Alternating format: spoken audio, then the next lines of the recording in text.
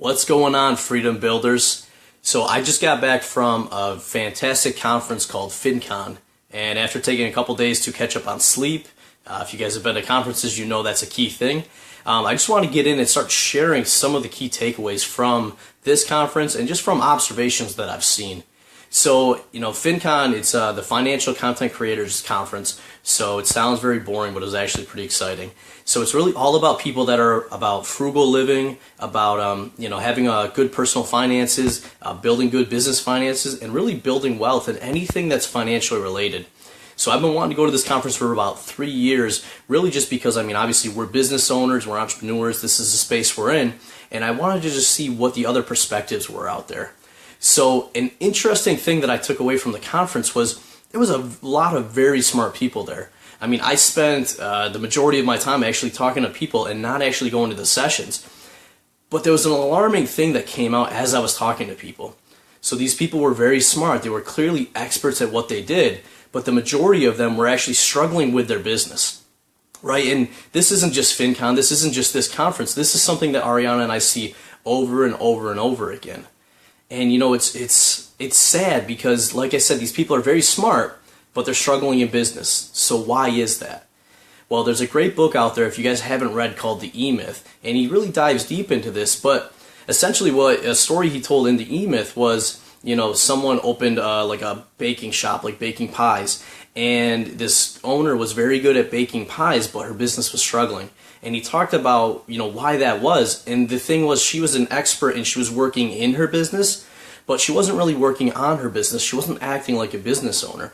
And that's a trap that a lot of us fall in, especially if we're really good at what we do, and if we start a business related to something that we're very good at. We end up getting stuck in the business and doing what we love, and what happens is we avoid the other aspects of business that are ultimately going to make us successful.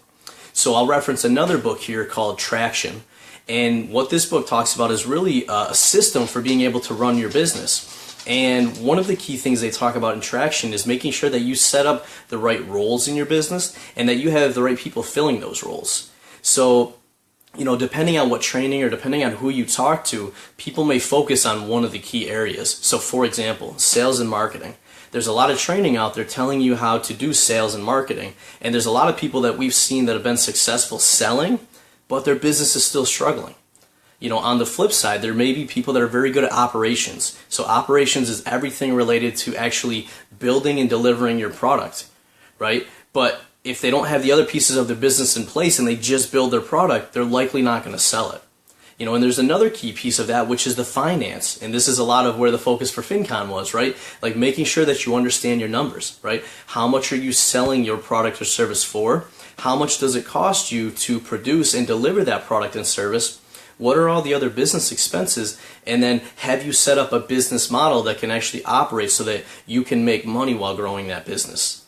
So those are the key 3 areas, right? Sales and marketing, business operations, and then finance. Now, what a lot of people miss is that even with those 3 areas, there's 2 other roles that are critical.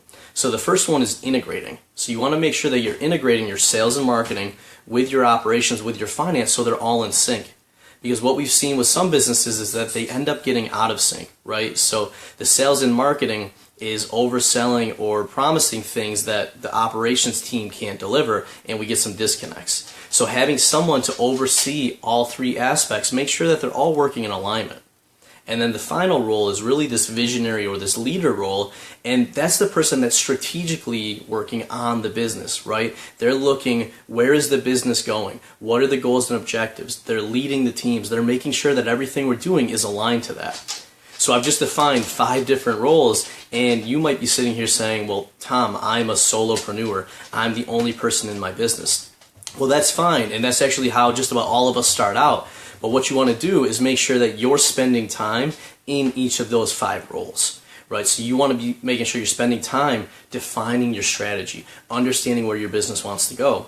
And then you want to chop up your week and break it out between those different roles.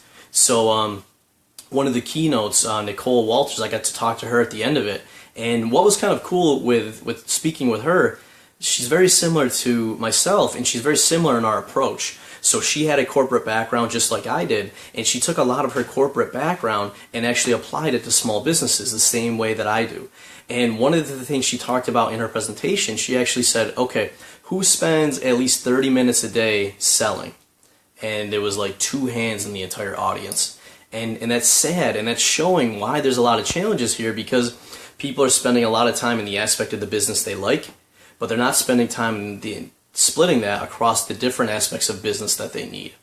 So what I want you guys to do is to take a look at your business, really identify maybe some of the areas where you're struggling, and then see if you're spending enough time in those right roles. So what I'd recommend is that every single day you allocate a portion of your day to do sales and marketing. You then allocate a portion of your day to actually do the operations, so build the product, deliver the product.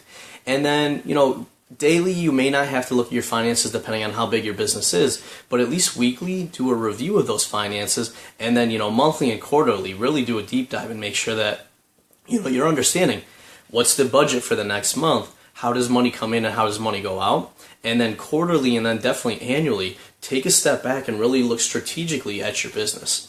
And as your business grows, if there's aspects of it that you don't like, part of how you can start acting like a business owner is to start hiring people in and delegating off some of that.